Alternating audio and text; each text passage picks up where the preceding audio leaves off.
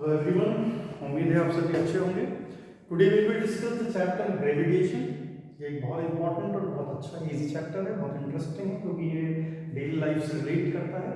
लेकिन इसे पढ़ने से पहले हम समझते हैं फंडामेंटल फोर्सेस के बारे में। लिसन स्टूडेंट, इस दुनिया में जो भी फिनोमिनन होते हैं हमारे आसपास पूरे यूनिवर्स में, हर चीज़ को एक फोर्स से एक्सप्लेन किया जा सकता है। अगर हम फिजिक्स पढ़ना चाहें तो केवल फोर्सेस के बेसिस पर ही फिजिक्स को डिस्कस किया जा सकता है, क्योंकि हर फिनोमिनन का एक्सप्लेनेशन यानी उसके पीछे हमेशा एक कॉज होता है और वो कॉज हमेशा एक फोर्स होता है। तो इस तरह से पूरी दुनिया के सारे तरह के फोर्सेस को अगर हम इंक्लूड करें तो उनको कैटेगराइज करने पर सिर्फ 4 कैटेगरीज बनती हैं। इन 4 कैटेगरीज को हम फंडामेंटल फोर्सेस कहते हैं। तो दुनिया में सिर्फ 4 ही तरह के फोर्स पाए जाते हैं, ऐसा बोला जाता है। वो 4 फोर्सेस कहलाते हैं fundamental forces. Now we discuss all 4। Number 1 is the gravitation, it acts between two masses. हर दो मास पूरे यूनिवर्स में, चाहे वो छोटे हों या बड़े हों, चाहे वो दो प्लैनेट हों या दो छोटे स्टोन्स हों, every two masses attract to each other, and that force is called the gravitation. The number 2 is the electromagnetic.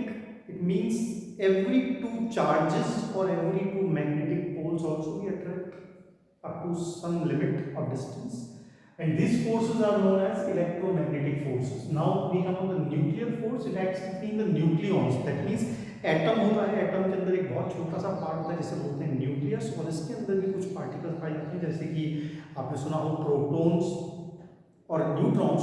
इन तरह के पार्टिकल्स के बीच में जो फोर्स काम करते हैं उन्हें बोलते हैं न्यूक्लियर फोर्सेस, और उन पार्टिकल्स को बोलते हैं न्यूक्लियॉन्स, क्योंकि वो न्यूक्लियस के अंदर होते हैं।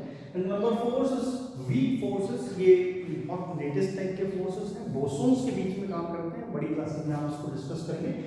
तो now in this chapter we will discuss about the gravitation only. Newton ने इसके बारे में हमें लॉ प्रोवाइड किया था, और उस लॉ को अपन यूनिवर्सल लॉ ऑफ ग्रेविटेशन बोलते हैं, क्योंकि ये लॉ पूरे यूनिवर्स के लिए एप्लीकेबल होता है। पूरा यूनिवर्स, उसमें प्लैनेट्स भी आ गया, हमारा प्लैनेटरी सिस्टम भी आ गया, सैटेलाइट्स भी आ गए, एवरीवन, और इवन ऑन अर्थ जो भी ऑब्जेक्ट्स रखे हुए उनके लिए भी एप्लीकेबल होता है। तो क्या कहता है ये स्टेटमेंट, क्या कहता है कि the attraction force between two masses m1 m2, suppose कर लेते हैं जैसे कि यहाँ डायग्राम में इनका सेपरेशन आ रहा है, is directly proportional to the product of the masses, तो F proportional m1 m1 into m2, and inversely proportional to the square of distance। अब ये inversely proportional किया हमने तो 1/, कर दिया है, स्क्वायर किया किसका, डिस्टेंस ऑफ सेपरेशन का। तो यहाँ m1 और m2 के सेंटर जो है वो r से सेपरेटेड थे, इनके बीच की डिस्टेंस r थी, तो 1/r के प्रोपोर्शनल इन दोनों को एक साथ लिखें तो F proportional m1 m2 upon r square. और जब भी प्रोपोर्शनल का साइन हटा के इक्वल का साइन लगाते हैं we have to introduce a constant, तो हमने यहाँ इंट्रोड्यूस किया g को।